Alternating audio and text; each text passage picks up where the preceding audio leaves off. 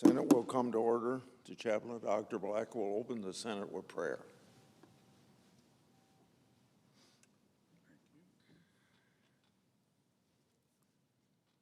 Let us pray.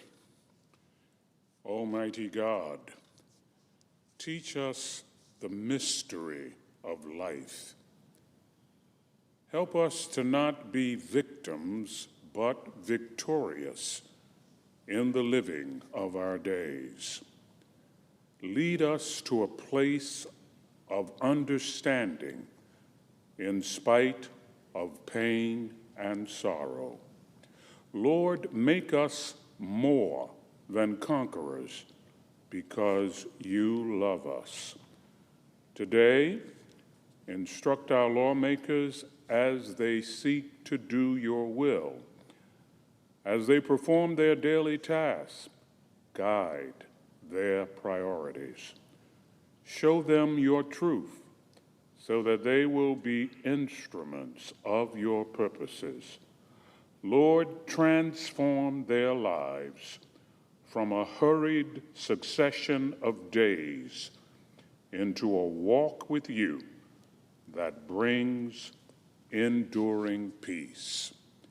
We pray in your mighty name. Amen. Thank you. Will you please join me in the pledge? I pledge allegiance to the flag of the United States of America and to the republic for which it stands, one nation under God, indivisible, with liberty and justice for all.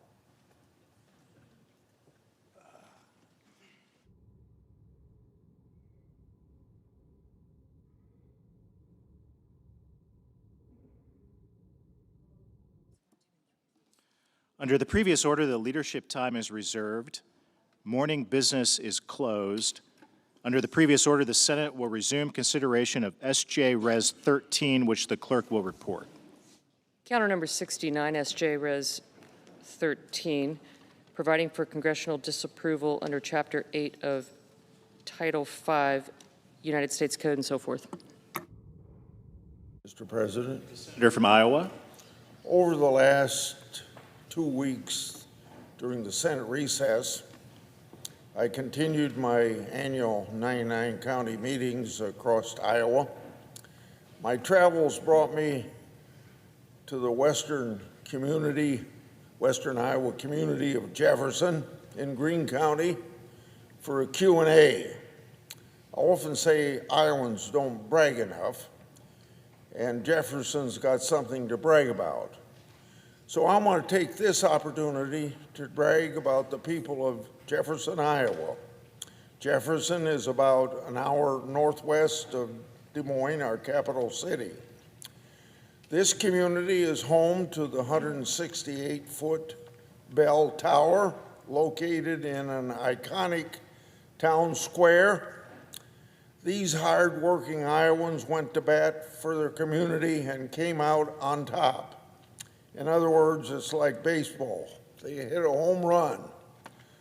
Jefferson recently was presented with the 2025 Great American Main Street Award at a national conference in Pennsylvania. Winners are recognized for excellence in commercial district revitalization and historic preservation efforts. Jefferson exemplifies how, quote, small communities can overcome economic challenges through ingenuity and collective effort, end of quote. As a product of a small town, Iowa, I'm aware of obstacles facing rural communities. So I applaud everyone involved in the program named Jefferson Matters for your teamwork, your resilience, and your can-do attitude. Jefferson is a shining example to communities across Iowa and all America. I yield the floor.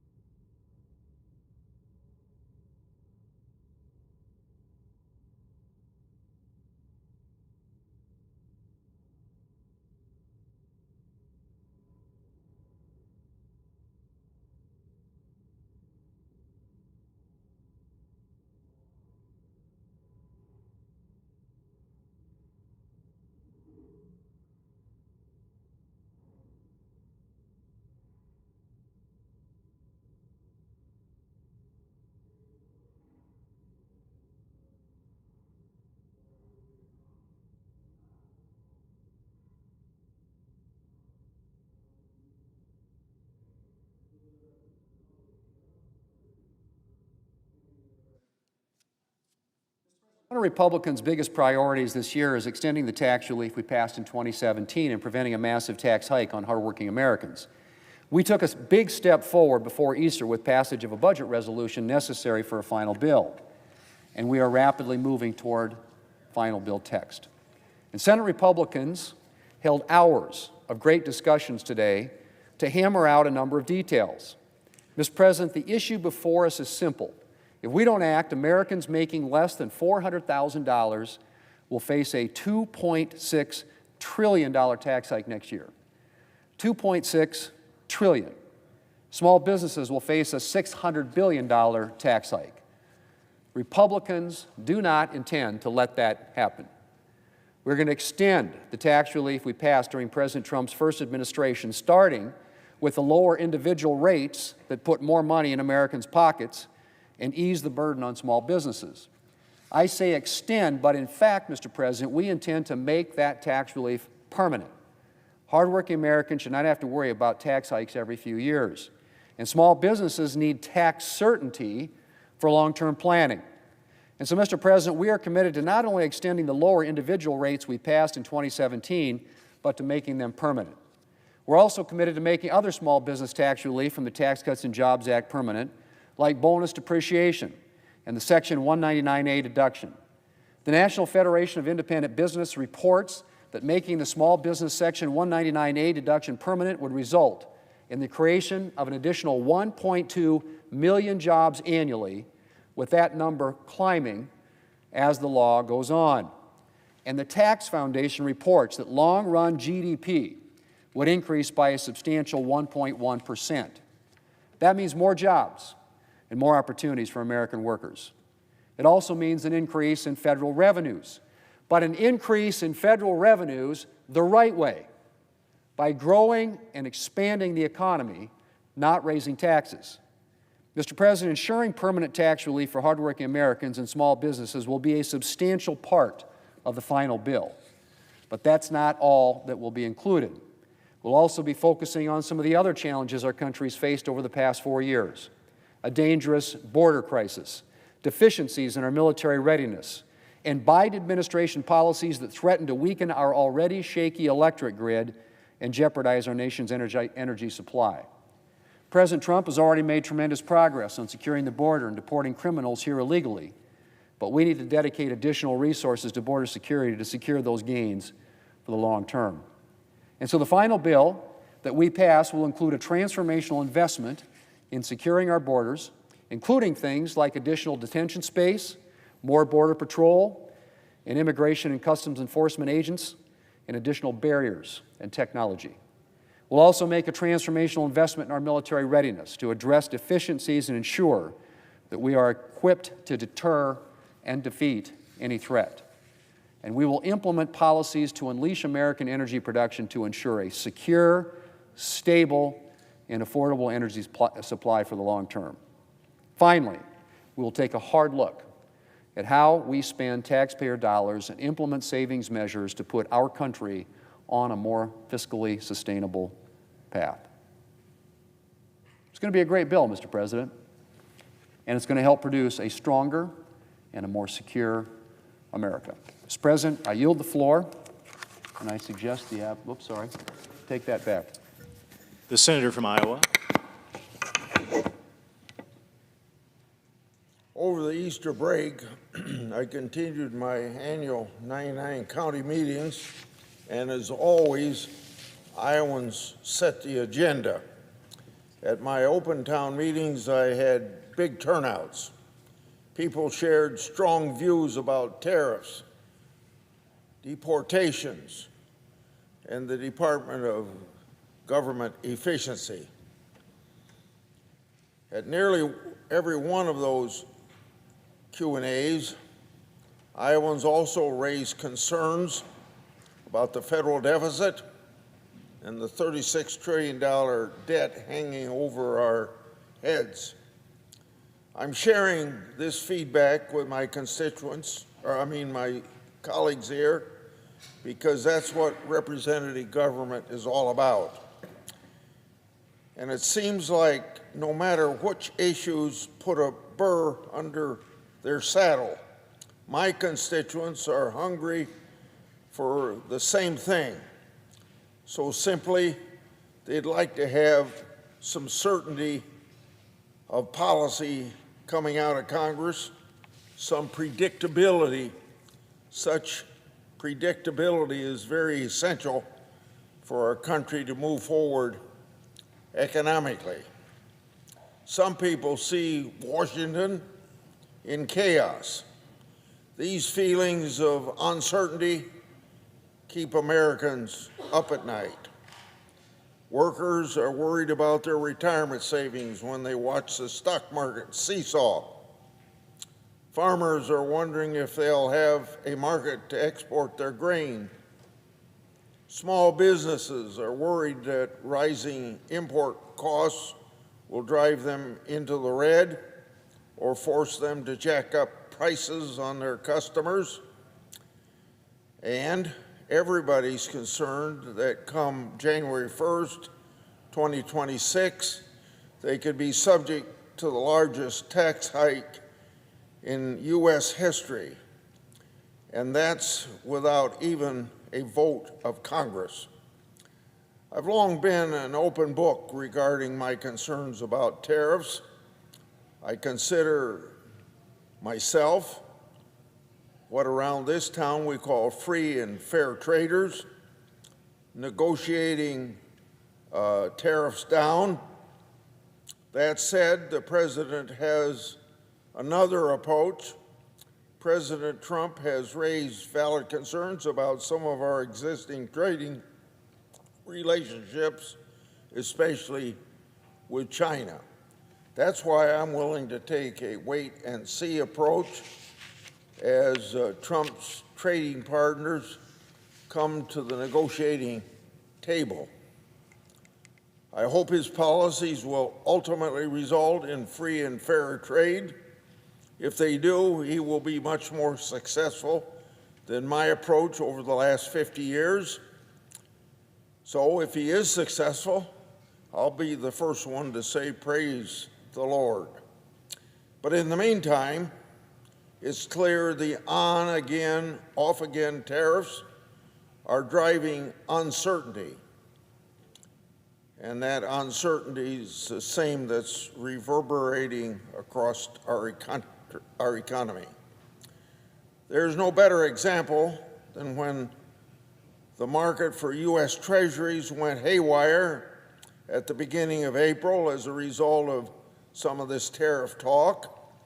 Foreign investors got skittish and actually dumped U.S. Treasuries. That caused interest rates to spike on the 10 and 30-year bonds. And that should have set off the alarm bells here in Congress. American taxpayers are on the hook for a $36 trillion national debt. Americans are already paying $1 trillion a year in interest payments, about 3 times what they were before interest rates and inflation hit us after the last 4 years. And this $1 trillion is more than we spend annually on national defense. And in the end, we don't have anything to show for all that interest.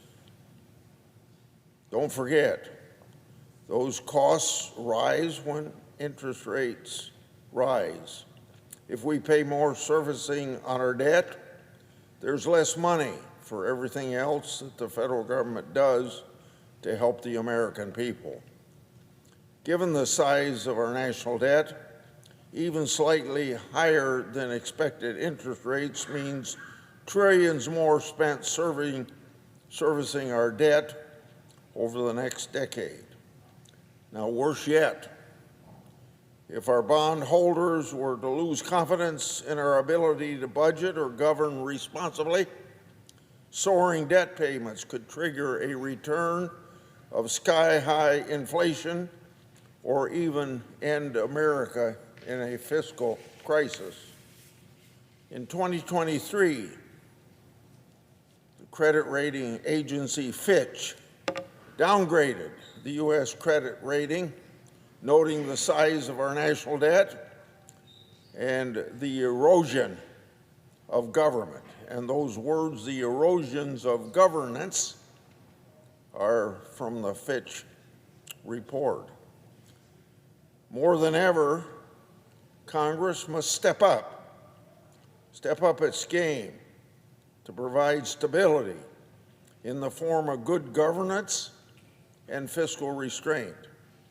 This means we must work to deliver on essential congressional functions without the last-minute brinkmanship that has become a norm when either we don't appropriate for next year and government should shut down, or, like I'm going to talk about, the national debt and the debt ceiling coming, and if we don't handle that issue, we can possibly shut down the government.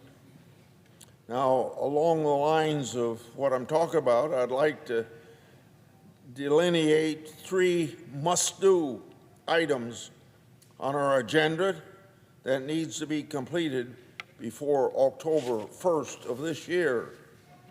First, we must pass a tax and spending package to avert massive tax hikes on the American people. That must include resources for the administration to secure our borders and beef up our depleted military. Second, we must guarantee we will always pay our debts. This means we must raise the debt ceiling well in advance of the Treasury running out of money to pay the bills.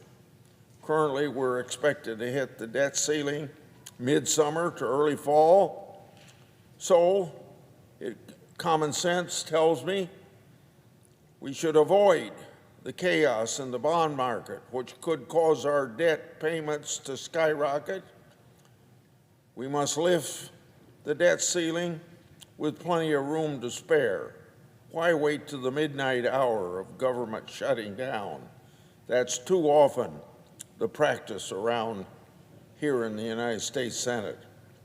Finally, we must fund the government to avoid the threat of that government shutdown.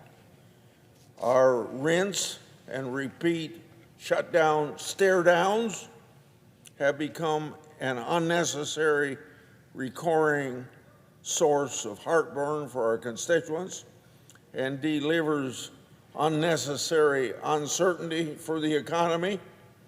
We can surely do better. Completing our must-do list on time and drama-free begins with passing the tax and spending package in timely and fiscal responsible fashion. I know what it takes to grease the wheels and enact historic tax cuts using budget reconciliation process. It's a 4-letter acronym, KISS, K-I-S-S. In other words, keep it simple, senators. The 2017 Trump tax reform was a historic achievement. We cut taxes across the board. We did so by simplifying the tax code and trimming back the special deductions and credit. As a result, most taxpayers pay less tax simply by claiming the increased standard deduction that was in that 2017 law. They're able then to avoid the headache of spending hours sifting through receipts and IRS forms. We now have the chance to make these tax cuts and reforms permanent. This alone would take the weight of a $4 trillion tax hike off the chest of the economy. That would provide much needed certainty to families and businesses. So we must keep our eye on the ball. Let's avoid the laundry list of costly new items that we can't afford, at the same time complicating the tax code, and at the same time risk causing progress on the reconciliation package to come to a screeching halt. We're coming off of an unprecedented peacetime spending binge, and it's time to pay the piper.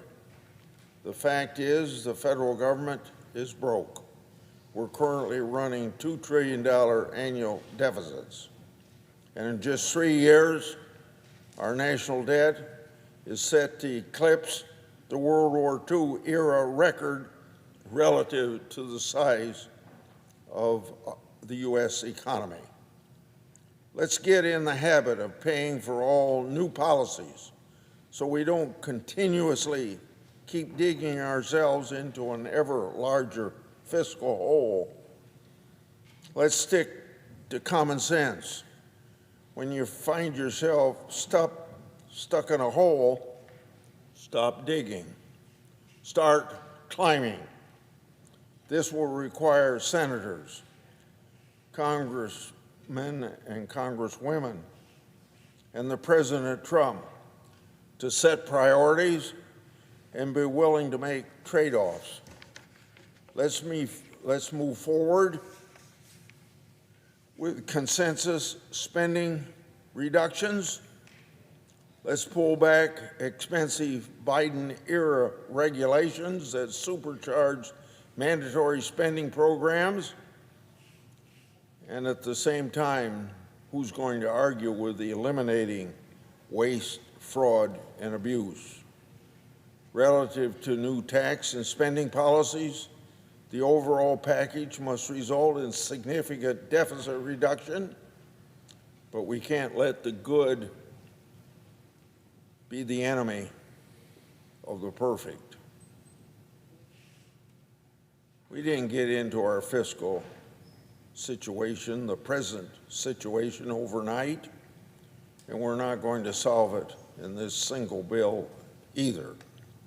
Polling repeatedly shows Americans hold Congress in low regard. I've said this before, but it bears repeating. At my county meetings, someone will yell at the back of the room, Grassley, referring to me, "Why can't you do something about the deficit?"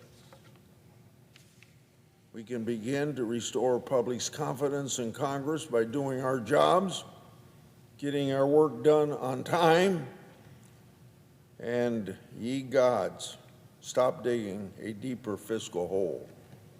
I yield, and I suggest the absence of a quorum. The clerk will call the roll. Ms. Alston-Brooks.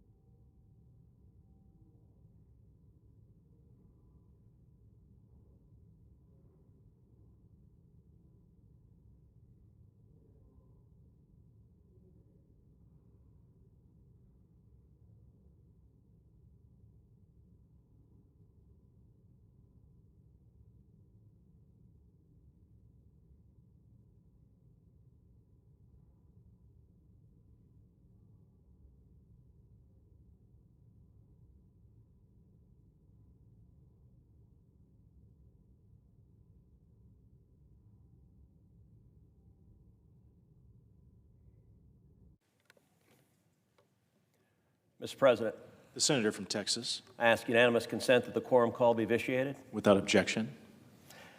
Mr. President, I rise today with both sorrow and gratitude in my heart to honor and celebrate the life of an extraordinary woman, the Honorable Diana Denman.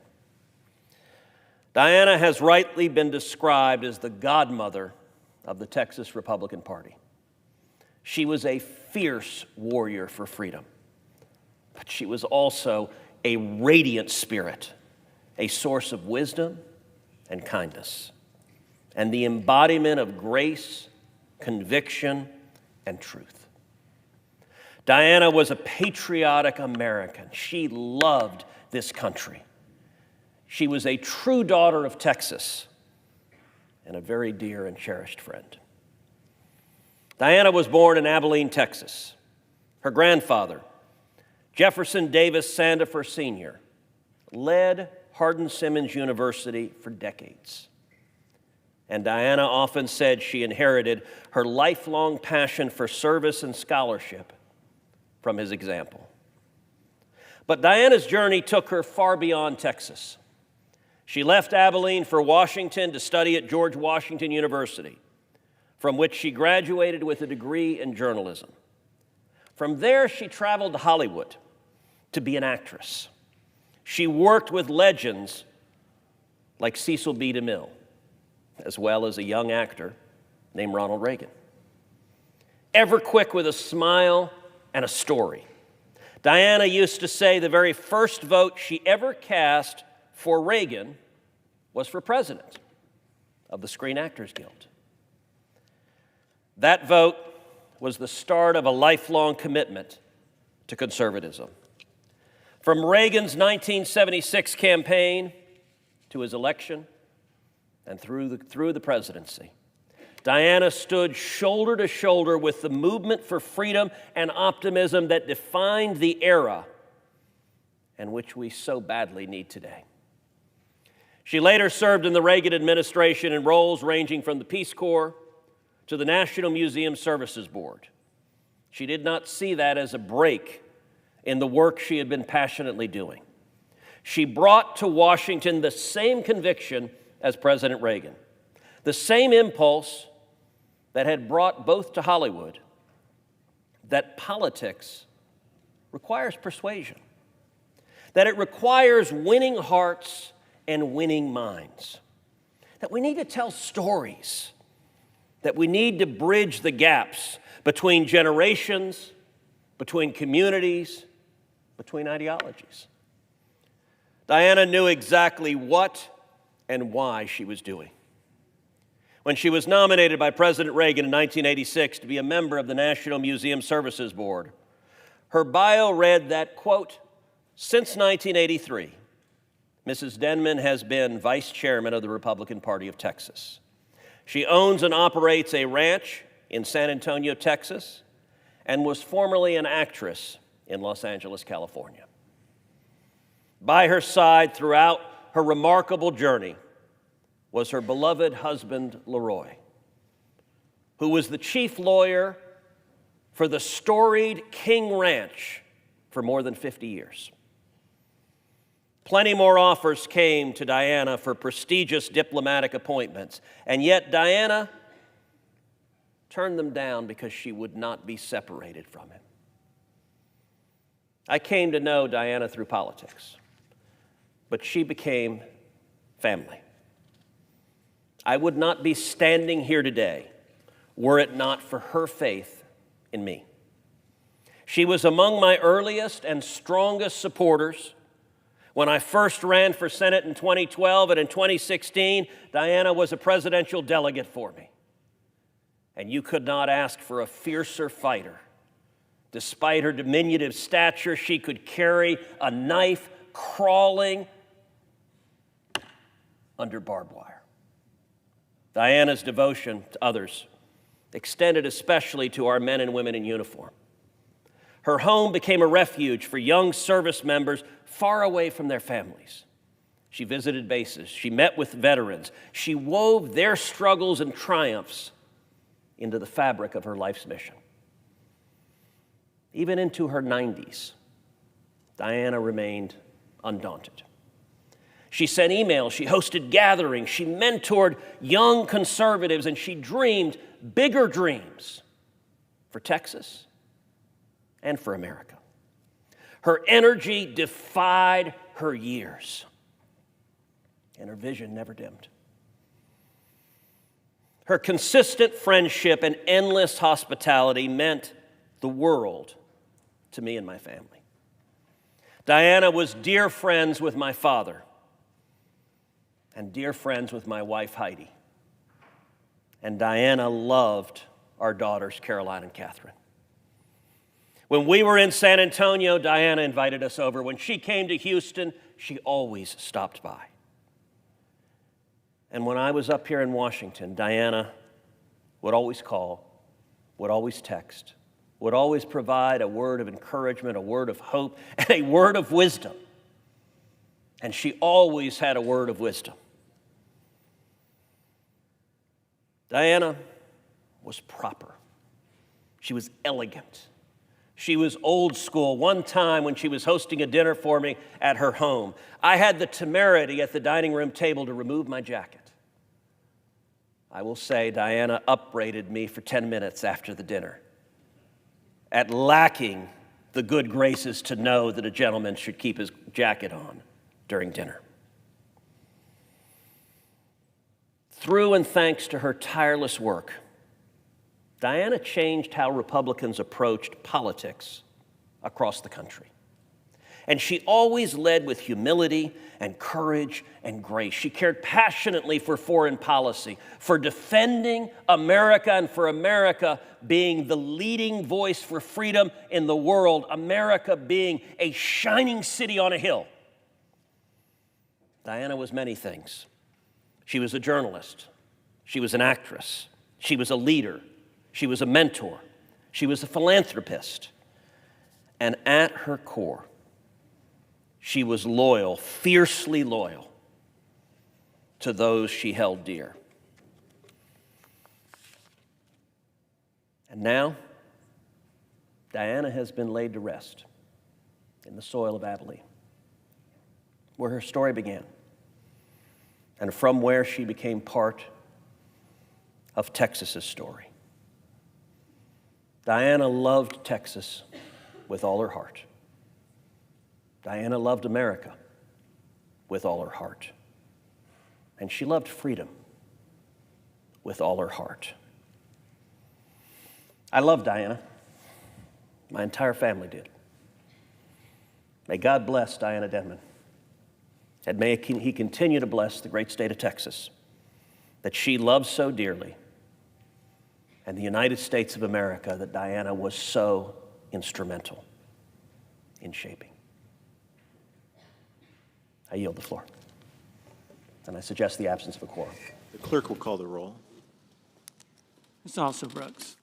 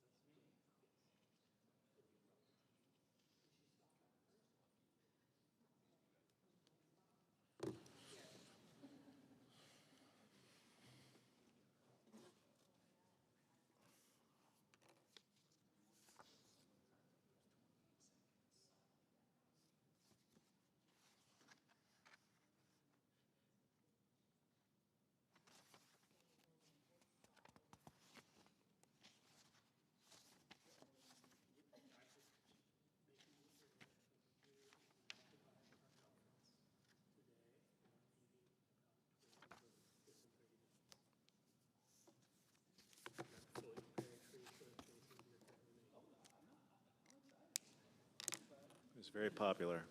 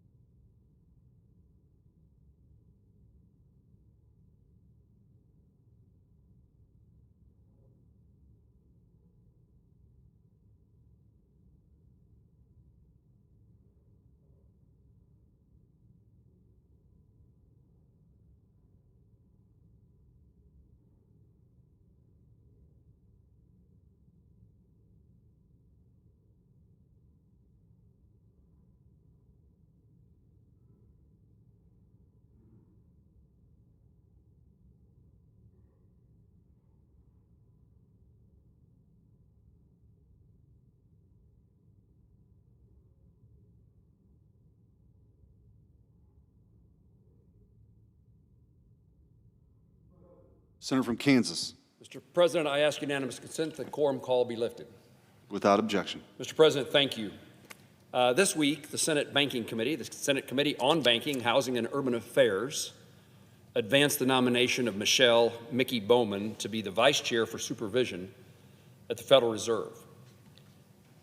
Mickey Bowman is my constituent. She's a Kansan, a native of Morris County. Mickey has deep roots in rural America. After graduating from the University of Kansas, she followed by Washburn University's law school. She came to Washington, D.C., working across Capitol Hill and the executive branch. Like many good Kansans, Mickey eventually found her way back home, and she became the vice president at Farmers and Drovers Bank, a community bank in Council Grove, Kansas. That occurred in 2010. In 2017, Mickey became the Kansas State Bank Commissioner, where she was responsible for overseeing hundreds of state-chartered banks, trust companies, and money transmitters, and other non-depository entities. When President Trump chose Mickey to serve as the community bank representative on the Federal Reserve Board of Governors, it was clear she was a great choice, the right choice to give small lenders and rural communities a voice at the Fed. Not only did Mickey exceed the qualifications for the position set by law, but her time living and working in rural Kansas helped guide her decision-making.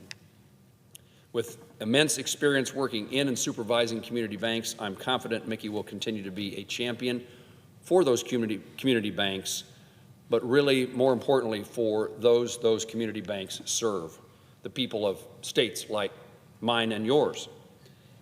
She will serve those people and those communities well.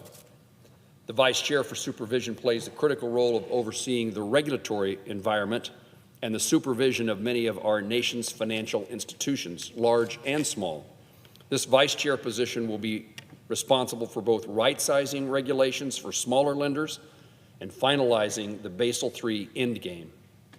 Not only do I trust Mickey's professional experience, but I've come to know her as an independent, a forthright and intelligent, a quality individual with a demonstrated record of service to her state and nation. Mickey will make an excellent Federal Reserve Vice Chair for Supervision. I look forward to voting to confirm her nomination here in the full Senate, and I urge my colleagues to support her confirmation. Mr. President, I yield the floor.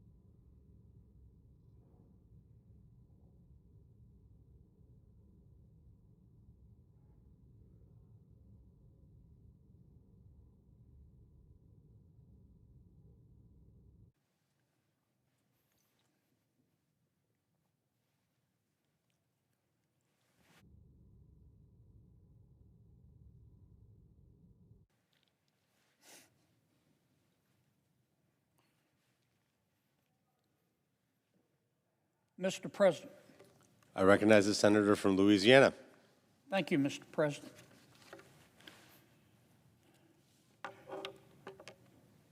Mr. President, as I've said before, and I want to make this very clear, I don't hate anybody. I don't. I look for grace wherever I can find it. And when I say my prayers, one of the things I ask my Maker for is, please God, don't let me hate, because sometimes it's hard here in Washington. You know, there have been many a morning when I've gotten up in my overpriced Capitol Hill apartment, and I'm walking over here to the Capitol, and I give myself a pep talk. I talk to myself. I say, Kennedy, today you're going to follow Jesus. And by 10 o'clock, I still want to follow Jesus, but I also want to slap the hell out of somebody. So it's important that we remind ourselves, don't hate. And I don't hate anyone, and that includes President Biden. But President Biden and his people had the remarkable ability to take something that wasn't broken and try to fix it. They would take something that wasn't broken in government and take it apart, loosen a few screws, and then it would be broken. In a few minutes, I'm going to ask the Senate to vote to try to repair some damage that President Biden's folks did in that regard. It has to do with banks. As you know, Mr. President, the Office of the Comptroller of the Currency, I'll call it the OCC, so you'll know what I'm talking about. The OCC regulates our banks. And that includes big banks, but also small banks. We've got more small banks in America than we have big banks. In fact, our smaller banks throughout this wonderful country make most of the loans to ordinary people. A lot of the big banks now, if you're just an average small businesswoman or businessman and you need a loan, you go to the larger banks and they won't even see you. You have to go to a small bank to get that loan. Small banks merge all the time. You've probably seen it in your local communities. Why do small banks merge a lot? Well, one of the reasons is they can provide better services to their customers. Another reason that small banks tend to merge a lot is because maybe they want to move into a new geographical area and they can't do it alone, so they'll merge with another bank in that area. A third reason that small banks merge a lot is because they think, when they discuss their merger, that together they'll be stronger and more profitable and therefore can make more loans. But another reason is to try to comply with federal regulations. I mean, our federal regulations with respect to a bank will take your breath away. There are a bunch of them.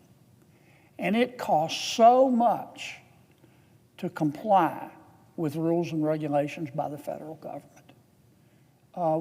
Our rules and regulations now cost the American business person about $2 trillion a year. Now, I'm not saying all those are banking regulations, they're not. But the cost of those regulations gets passed on to consumers, and that's why, in part, products and services have increased in price. But there's so many federal rules and regulations that a small bank will often say, you know, I can't comply with all of this alone. I've got to get help. and we've got to spread the cost, so that bank will merge with another bank, and they'll have more people, and it'll be cheaper through economy of scale, which I know, Mr. President, you understand because you're a very, very successful business person. But they can spread the cost through economy of scale. So small banks merge all the time. Now, we recognize that. The Office of Comptroller of the Currency, OCC, back in 1995 saw this coming.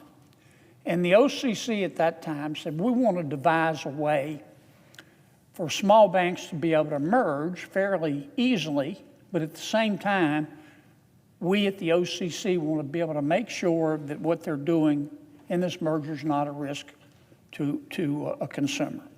So the OCC in 1995 issued what's called the Bank Merger Guidelines of 1995. And their rule for the merger of small banks was pretty simple. The OCC devised this short questionnaire where if you were two small banks and you wanted to merge, you had to answer yes or no to 14 separate questions. Very simple, very straightforward. 14 questions, you answer yes or no. And then the OCC, the folks at OCC, could look at your answers and see if they thought there was any risk to consumers. And the OCC also adopted a rule that said, look, if we don't give you an answer within 15 days, because we're busy, the OCC said, your merger is automatically approved. Short, sweet, very effective. We haven't had problems with our small banks, and none of these mergers, hundreds have taken place since 1995, which has actually made the financial system in America stronger, created virtually no risk. Well, President Biden's people at the OCC decided that it wasn't broken, so they were going to fix it. And again, I don't hate anybody, but you got to call it like you see it. I think the folks at President Biden's OCC got up one day and thought there was an award for being stupid. They took this very simple, effective rule and procedure, and they turned it on its head. And what they did was tier 1 level moronic. Here's what they did. They threw out the old rule. They said, we're going to have a new rule.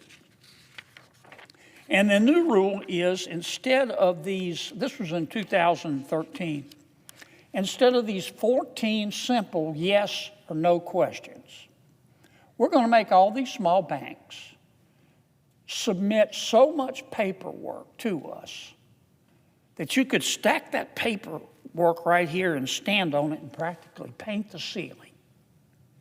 They threw out this simple 14 yes or no questions.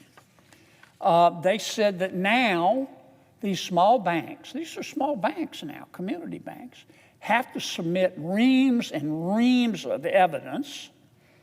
We at the OCC will start making a decision based on 19 criteria. The banks will have to prove that they comply with 13 of what the OCC called positive indicators, and that the banks will have to show they do not align with 6 of what the OCC started calling negative indicators. And the procedure, not only did it require reams of evidence, just trying to read their rule that they put out. I mean, it was written in Sanskrit. You know, you'd have to go hire a bucket load of lawyers to be able to just understand the rule. And then President Biden's people said, and not only that, but we're going to throw out this 15-day rule that if you don't hear from us within 15 days, your merger is automatically approved. Well, it threw the merger process for small banks that was working beautifully into total disarray. And it just made the whole process more expensive, less efficient, and more expensive for consumers because the costs are passed on. So in a few minutes, I'm going to ask the Senate to reject President Biden's cumbersome rule. I'm not going to suggest that we not regulate small bank mergers. I'm going to suggest that we go back to the procedure that we were using since 1995, which worked, and that we go back and adopt that procedure. That doesn't mean that the OCC can't revisit it at some point. But let me just be blunt. What President Biden's OCC people did was put together a plan, a new rule that looks like it looks like it was put together by a heroin addict with a socket wrench. I mean, it's the most convoluted thing you've ever seen. And if we vote yes today, and I hope we do, then we will reject his rule and go back to doing it the old way.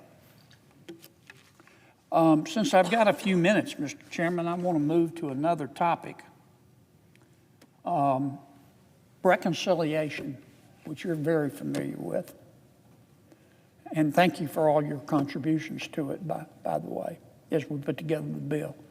The American people may be a little confused about what reconciliation means. As you know, Mr. President, the reconciliation bill is just a budget bill. That's all it is. It deals with spending of taxpayer money. And why is it important? Well, first, it's going to be important to try to lower the prices that are gutting the American people like a fish.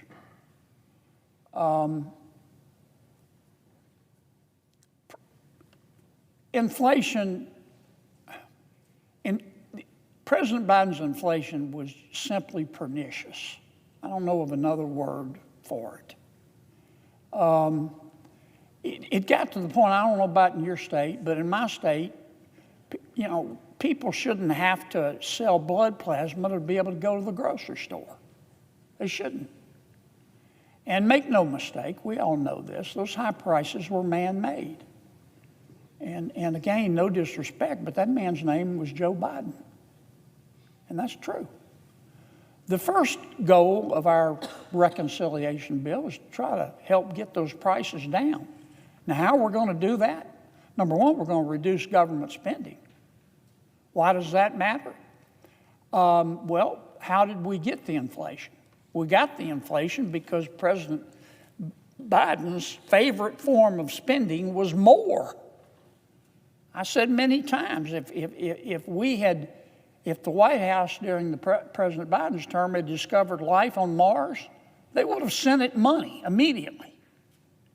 And it was all this money that they injected into the economy, trillions of dollars, the Inflation Reduction Act and the American Rescue Plan.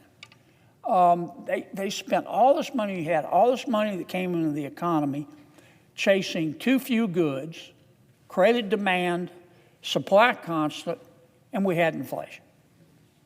So we're going to try to get those prices down, we meaning this Congress, by reducing the government spending, which will reduce the stimulus to the economy, which if we do it right ought to lower interest rates. That's step one that we're going to try to achieve in reconciliation. The second part of reconciliation, we're going to continue to try to reduce the rules and regulations.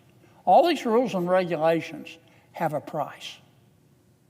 And when you're adding $2 trillion in costs that fall on the backs of businesswomen and businessmen, to stay in business, they've got to pass the costs of all those rules and regulations on to the consumer. So if we can get rid of some of these rules and regulations, like we're going to continue to do in a few minutes when we vote on the rule to get rid of the Biden rule I just talked about, if we can reduce the cost of those, reduce those rules and regulations, goods and services will cost less. The third thing we're going to try to do in reconciliation, or our budget bill, if you prefer that term, is redesign the tax code so that it looks like somebody designed it on purpose. Since 1990, average GDP growth in America has been 2% a year. Now that's just not acceptable. When we hit 2.5% now, GDP growth, we're so happy we want to go have a toga party. 2.5% is not acceptable. We've got to start growing again at a normal rate, used to be normal for America, of 3%. Now how are we going to do that? We're going to do that by encouraging businesswomen and businessmen to invest in their businesses and grow their businesses and hire more people. And the byproduct of that is that wages will go up. And that way people will be making more money. So they'll be able to afford this inflation that President Biden left with us. So the first goal of reconciliation is to try to reduce these prices, to try to kill inflation dead. But there's a second, equally, some would say more important reason. As you well know, Mr. President, in 2017, this Congress, during President Trump's first term, passed the 2017 Tax Cuts and Jobs Act. We cut taxes by $4.3 trillion. And boy, did it work. The economy took off like a SpaceX rocket ship. Within a year, median household income in America had gone up $4,400. And people at the lower end of the wage scale enjoyed more tax benefits and more money in their pocket than people at the other end. That's why I have to laugh when my Democratic colleagues say, well, you know, this was a tax cut for the rich. No. All you have to do is look at the data. Unless you do your research on Twitter, you know that it helped people at the lower end of the wage scale more than those at the upper end. That's the good news. The bad news is that those tax cuts expire at the end of this year. So we're going to try to extend them and make them permanent in our reconciliation bill. And if we don't,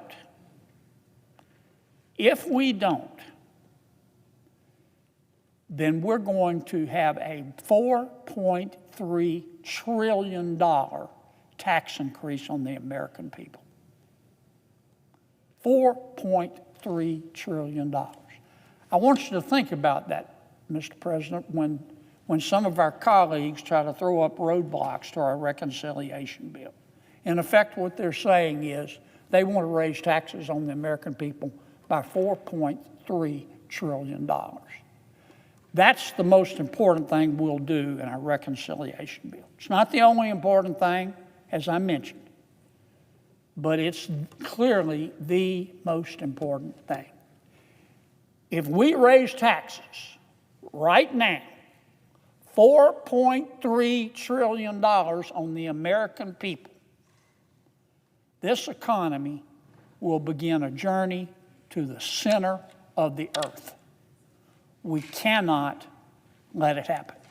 Now, I don't want to minimize the importance of the role that reconciliation will play in lowering prices and lowering inflation. That's important. But worse than inflation is depression. And if we don't extend these tax cuts and make them permanent, we're going to be in a depression. And that's really what the reconciliation bill is all about. Mr. President, I thank you for your time. I'll end like I began. I'm not saying that everything President Biden and his people did was wrong, but on this rule that they promulgated to hurt small banks, it was just disastrous, and we're going to try to fix it today. And if my colleagues will vote with me on this, we will return to some sanity to the merger rules for small banking. With that, Mr. President, I yield to my friend and colleague, Senator Warren, if you will recognize her. Thank you. Mr. President. I recognize the senator from Massachusetts. Thank you, Mr. President. I rise today to urge my colleagues to vote no on SJ Res 13. President Trump promised that he would lower costs for American families on day one. He promised to cap interest rates on credit cards at 10%. And so what is it that the Senate is prioritizing today? Making it easier for banks to merge, raising the cost of credit for small businesses and households, and eroding banking services in local communities. This resolution would undo common sense provisions and improvements to the Office of the Comptroller of the Currency's Bank Merger Review Framework after decades of that office rubber stamping deals that have reduced competition in the banking sector and put community banks all across this country out of business. Now, we have witnessed small banks just vanishing from our local communities over the past several decades. These are the banks that are deeply rooted in our neighborhoods, that do the painstaking local lending that many small businesses rely on. Regulators' long record of rubber stamping bank mergers has resulted in scores of branch closures, leaving consumers with fewer choices when it comes to who to trust with their money. Between 2006 and 2021, the Federal Reserve approved more than 3,500 consecutive mergers without denying a single one, not even one single no. With the regulators completely asleep at the switch, since 1990, the number of banks in the United States has declined from more than 18,000 to fewer than 5,000. The biggest banks have been the beneficiaries of this consolidation because they have grown even bigger. In the mid-1990s, the 20 biggest banks in this country held a total of 15% of all bank assets. The 20 biggest had 15% of all the assets. Today, the top 20 hold more than 65% of all bank assets. And the concentration at the very top is even more extreme. The biggest 4 banks alone hold more assets than the next 75 banks combined. This problem can be life or death for small businesses that can't get hold of anyone at a big bank who understands the local economy or the nuances of their business or their credit needs. At a big bank, you get a 1-800 number and a cookie-cutter product developed in some far-off headquarters. The problem is even more dire in low-income neighborhoods, where research shows that predatory lenders and check cashers proliferate as bank consolidation increases. Concentrating power into a few financial giants in money centers reduces competition, and it results in Americans paying higher prices for their banking services. That means higher credit card interest rates, higher fees, higher auto loan payments, and unaffordable mortgages. And when these banks become too big to fail, The entire economy feels the pain when those banks' risk-taking blows up and taxpayers are the ones who have to foot the bill when Wall Street comes in here demanding bailouts. In recent years, regulators started to wake up to the fact that a highly consolidated banking sector is bad for consumers and bad for our economy. Bank supervisors and antitrust enforcers have been taking a careful look at the rules that guide how mergers are scrutinized, and they finally began to apply the law as written by Congress, and they retired the rubber stamp. In 2024, the OCC, which oversees most of the very largest banks, finalized improvements to the bank merger framework, creating a more comprehensive process and a more transparent process. First, the new rules will end the practice that allowed certain mergers to be automatically approved just 15 days after the closing of the public comment period. This resolution would reinstitute automatic approval, just as Elon Musk's his Doge guts the very staff that is reviewing these bank merger applications. It's a dangerous combination to actually say we're going to do these automatic approvals, give them a really short period of time, and then cut the number of people who are there in the regulatory agencies to be able to review the mergers.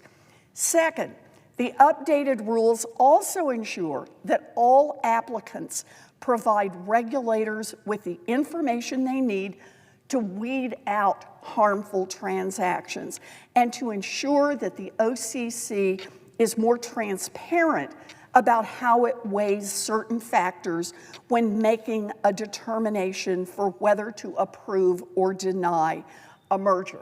And all that would go away. The OCC's final rule is a common sense step to revitalize the bank merger framework after decades of lax review. Passing this resolution would turn back the clock, raise costs for Americans at a time when they can least afford it, and choke off credit even more for the small businesses that need it most. I urge my colleagues to vote no on SJ Res 13. It is bad for consumers, bad for small businesses, and ultimately, that means it's bad for our economy. Thank you, Mr. President. I yield the floor. Yes, the absence of a quorum. Clerk will call the roll. Ms. Alsobrooks.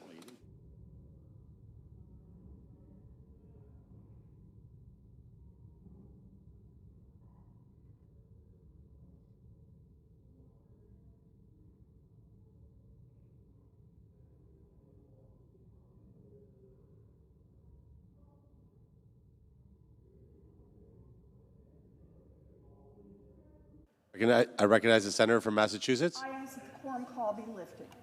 Without objection.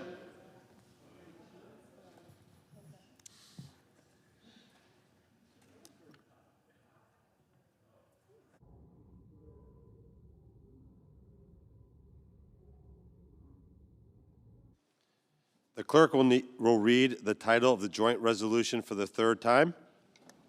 Calendar number 69, Senate Joint Resolution 13, providing for congressional disapproval under Chapter 8 of Title 5, United States Code, of the rules submitted by the Office of the Comptroller of the Currency of the Department of the Treasury relating to the review of applications under the Bank Merger Act.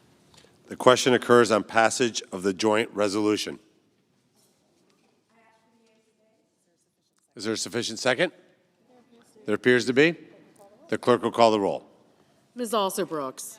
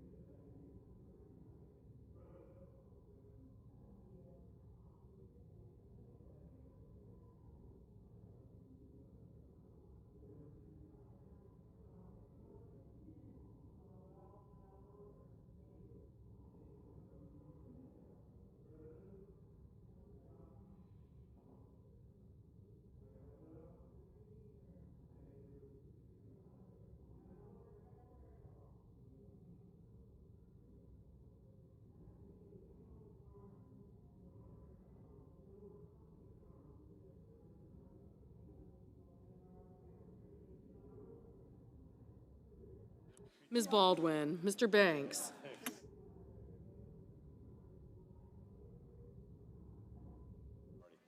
Mr. Barrasso, Mr. Bennett,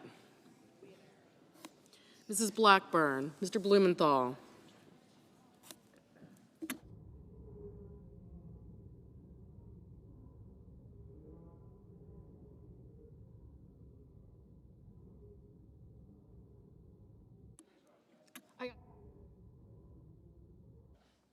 Mr. Blumenthal, Ms. Blunt-Rochester,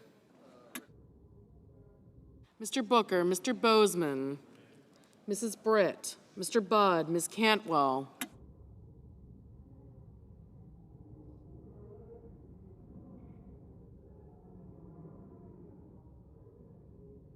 Mrs. Capito, Mr. Cassidy, Ms. Collins, Mr. Coons, Mr. Cornyn, Ms. Cortez Masto, Mr. Cotton, Mr. Kramer, Mr. Crapo, Mr. Cruz, Mr. Curtis, Mr. Daines, Ms. Duckworth, Mr. Durbin, Ms. Ernst, Mr. Fetterman, Mrs. Fisher, Mr. Gallego, Mrs. Gillibrand, Mr. Graham, Mr. Grassley, Mr. Haggerty, Ms. Hassan, Mr. Hawley, Mr. Heinrich, Mr. Hickenlooper, Ms. Hirono, Mr. Hoven, Mr. Husted, Mrs. Hyde-Smith, Mr. Johnson, Mr. Justice, Mr. Kane, Mr. Kelly, Mr. Kennedy, Mr. Kim, Mr. King, Ms. Klobuchar, Mr. Langford, Mr. Lee, Mr. Lujan, Mr. Lummis, Mr. Markey, Mr. Marshall, Mr. McConnell, Mr. McCormick, Mr. Merkley, Mrs. Moody, Mr. Moran, Mr. Moreno,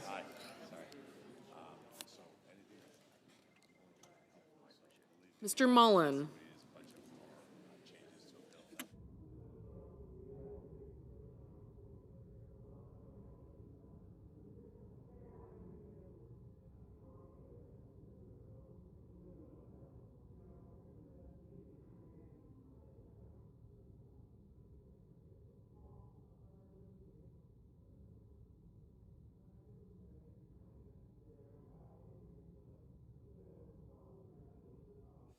Mr. Murphy, Mrs. Murray, Mr. Ossoff, Mr. Padilla, Mr. Paul, Mr. Peters, Mr. Reed, Mr. Ricketts, Mr. Risch, Ms. Rosen, Mr. Rounds, Mr. Sanders,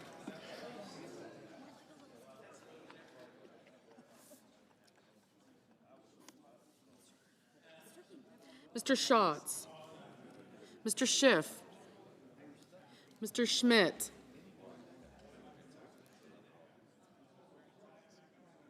Mr. Schumer,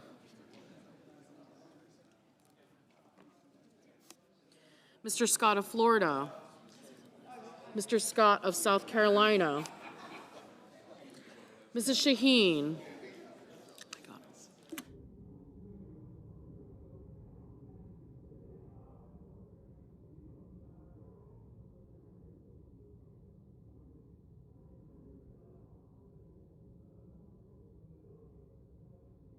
Mr. Sheehy, Ms. Slotkin, Ms. Smith, Mr. Sullivan, Mr. Thune, Mr. Tillis. Mr. Tuberville. Mr. Van Hollen. Mr. Warner. Mr. Warnock. Ms. Warren. Mr. Welch.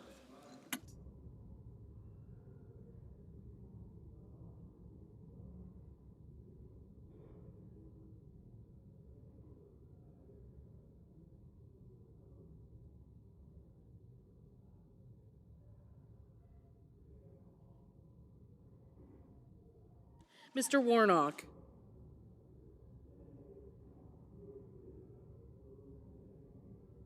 Mr. Warren, Ms. Warren. Mr. Welch. Mr. Whitehouse. Mr. Wicker. Mr. Wyden. Mr. Young.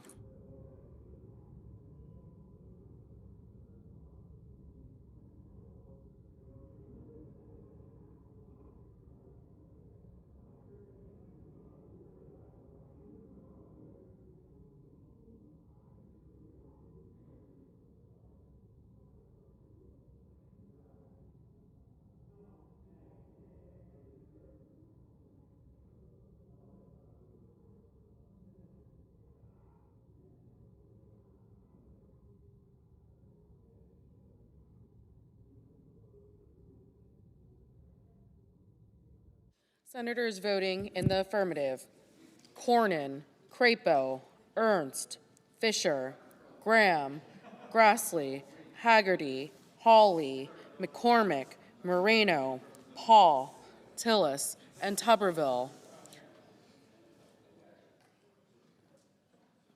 Senators voting in the negative: Also Brooks, Baldwin, Bennett, Blumenthal, Blount-Rochester, Booker, Cantwell, Coons, Cortez Masto, Duckworth, Fetterman, Gillibrand, Hassan, Heinrich, Hickenlooper, Hirono, Kane, Kim, Klobuchar, Markey, Merkley, Murray, Padilla, Peters, Schatz, Schiff, Slotkin, Smith, Warnock, Warren, Welch, Whitehouse, and Wyden.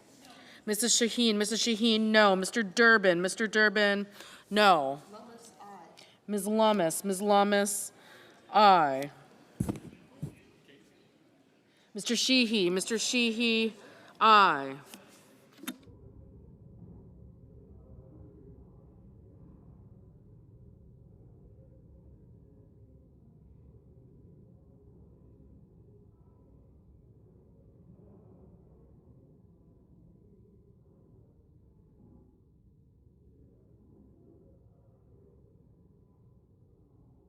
Mr.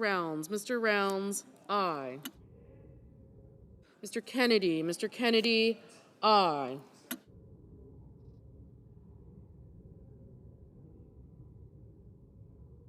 Mr. Cruz, aye.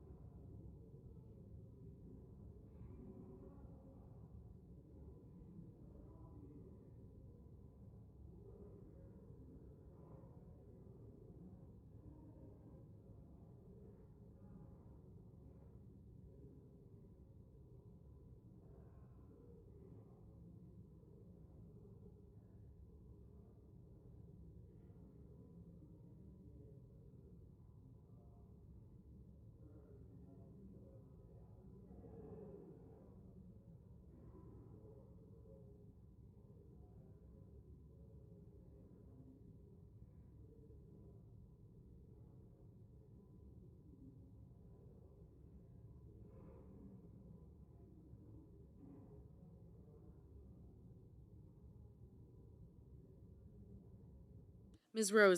Rosen, no.